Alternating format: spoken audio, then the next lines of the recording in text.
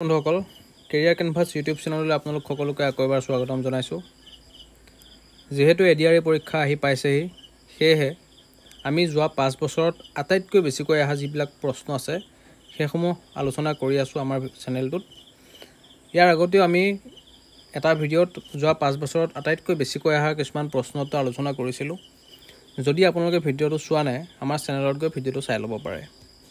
ইয়াৰ বাহিৰেও আমাৰ চেনেলত Indian history, Assam history, Indian geography, Assam geography, polity আৰু বেলেগ বেলেগ বিভিন্ন পৰীক্ষাৰ লগত জড়িত কিছুমান বিষয়ৰ লগত আমি ধুনীয়াকৈ আলোচনা কৰিছোঁ, MCQ ডিছকাছ কৰিছোঁ, যিখিনি চালে আপোনালোকৰ খুবেই সহায় হ'ব এই পৰীক্ষাটোত। আজিৰ ভিডিঅ'টো আৰম্ভ কৰিছোঁ।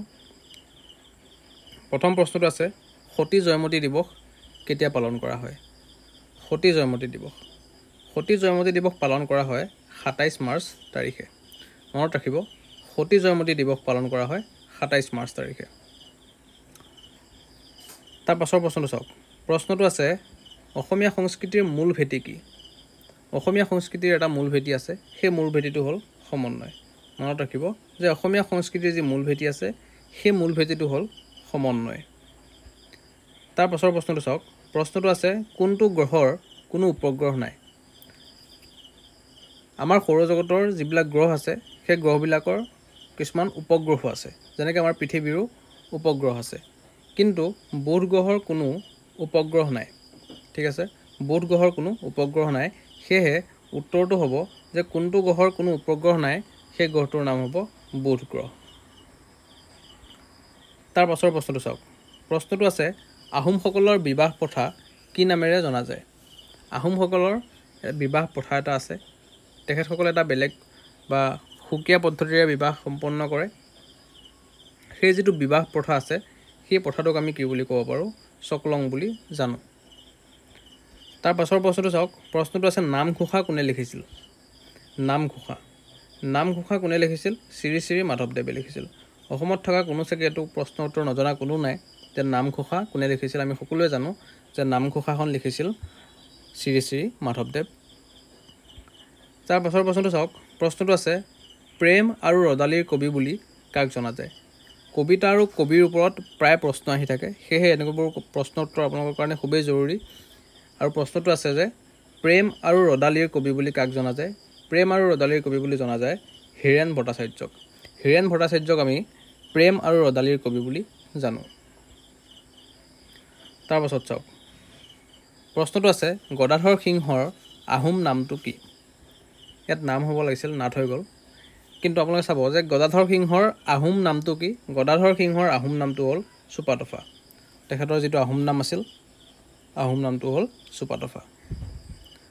তাৰ পাছৰ প্ৰশ্নটো চাওক। প্ৰশ্নটো আছে, ৰাণী ভিক্টৰিয়া ব্ৰিটিছ সিংহাসনত কোন চনত বহে? ৰাণী ভিক্টৰিয়া ব্ৰিটিছ সিংহাসনত কোন চনত বহিছিল? 1837 চনত, মানে 1837ত ৰাণী ভিক্টৰিয়াই ব্ৰিটিছ সিংহাসনত বহিছিল। তাৰ পাছত চাওক। প্ৰশ্নটো আছে, ডিস্কভাৰী অফ আছাম গ্ৰন্থখনৰ লেখক কোন? যে প্ৰত্যেক বছৰে পৰীক্ষাত বুকছ এণ্ড অথৰৰ ওপৰৰ প্ৰশ্ন আহে, তেনেকৈ এইটো এটা কুৱেশ্যন বহুত ইম্পৰ্টেণ্ট হয় যে ডিস্কভাৰী অফ আছাম গ্ৰন্থখনৰ লেখক কোন?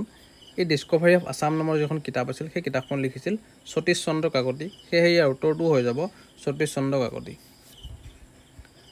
তাৰ পাছৰ প্ৰশ্নটো চাওক। প্ৰশ্নটো আছে, নামদাঙৰ শিলৰ সাঁকো কোনে নিৰ্মাণ কৰিছিল?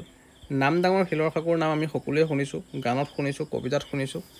আজি আমাৰ প্ৰশ্নটো আহিছে যে নামদাঙৰ শিলৰ সাঁকো কোনে নিৰ্মাণ কৰিছিল? এই নামদাঙৰ শিলৰ সাঁকোখন নিৰ্মাণ কৰিছিল ৰুদ্ৰসিংহ ডাঙৰীয়াই। আৰু ইয়াৰ দৈৰ্ঘ্য কিমান আছিল আপোনালোকে মোক কমেণ্ট বক্সত জনাব। তাৰ পাছৰ প্ৰশ্নটো চাওক। প্ৰশ্নটো আছে, লক্ষ্মীনাথ বেজবৰুৱাক কোনে ৰসৰাজ উপাধি প্ৰদান কৰিছিল? লক্ষ্মীনাথ বেজবৰুৱাক আমি ৰসৰাজ বুলি জানো, ৰসৰাজ লক্ষ্মীনাথ বেজবৰুৱা। এতিয়া প্ৰশ্নটোৱে আমাক সুধিছে যে লক্ষ্মীনাথ বেজবৰুৱাক ৰসৰাজৰ যিটো উপাধি আছিল, সেই উপাধিটো কোনে দিছিল? সেই উপাধিটো দিছিল অসম সাহিত্য সভাই। তাৰ পাছৰ প্ৰশ্নটো চাওক। প্ৰশ্নটো আছে, চানডুবি উৎসৱ পালন কোনে কৰে? অসমত থকা বিভিন্ন জনগোষ্ঠীৰ বেলেগ বেলেগ উৎসৱ আছে, তেখেতসকলে বেলেগ বেলেগ উৎসৱ পালন কৰে। এতিয়া আমাৰ প্ৰশ্নটোৱে সুধিছে যে চানডুবি নামৰ এটা উৎসৱ আছে, সেই উৎসৱটো কোনে পালন কৰে? আৰু সেই চানডুবি উৎসৱটো পালন কৰে ৰাভা জনগোষ্ঠীৰ লোকসকলে। সেয়ে উত্তৰটো হৈ যাব ৰাভাসকলে চান্দুবি উৎসৱ পালন কৰে। তাৰ পাছৰ প্ৰশ্নটো চাওক। প্ৰশ্নটো আছে বিত্তীয় আয়োগৰ সদস্যসকলক কোনে নিযুক্তি দিয়ে? বিত্তীয় আয়োগৰ যিসকল সদস্য আছে সেই সদস্যসকলক নিযুক্তি দিয়ে ৰাষ্ট্ৰপতিয়ে। তাৰ পাছৰ প্ৰশ্নটো চাওক। প্ৰশ্নটো আছে আহোমৰ দ্বিতীয়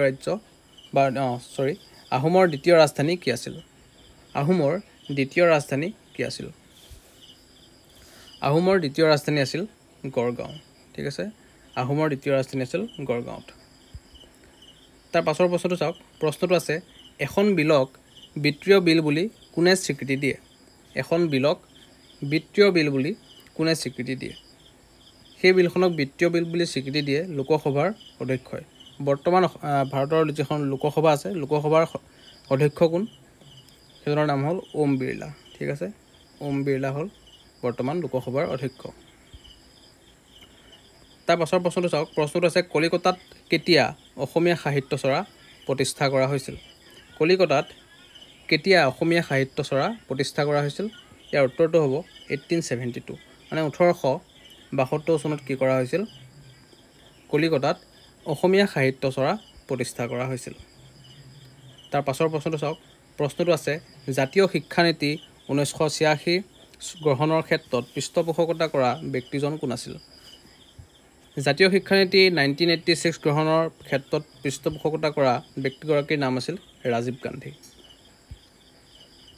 তাৰ পাছৰ প্ৰশ্নটো চাওক। প্ৰশ্নটো আছে ভাৰতৰ ৰাষ্ট্ৰপ্ৰধান কোন?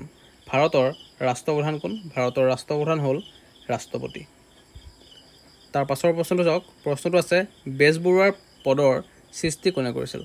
আহোমৰ দিনত আমি জানো ৰজাসকলে কিছুমান বেলেগ বেলেগ পদৰ নিযুক্তি কৰিছিল, যেনেকৈ বুঢ়াগোহাঁই, বৰগোহাঁই, বৰপাত্ৰ গোহাঁই, এনেধৰণৰ কিছুমান পদৰ সৃষ্টি কৰিছিল।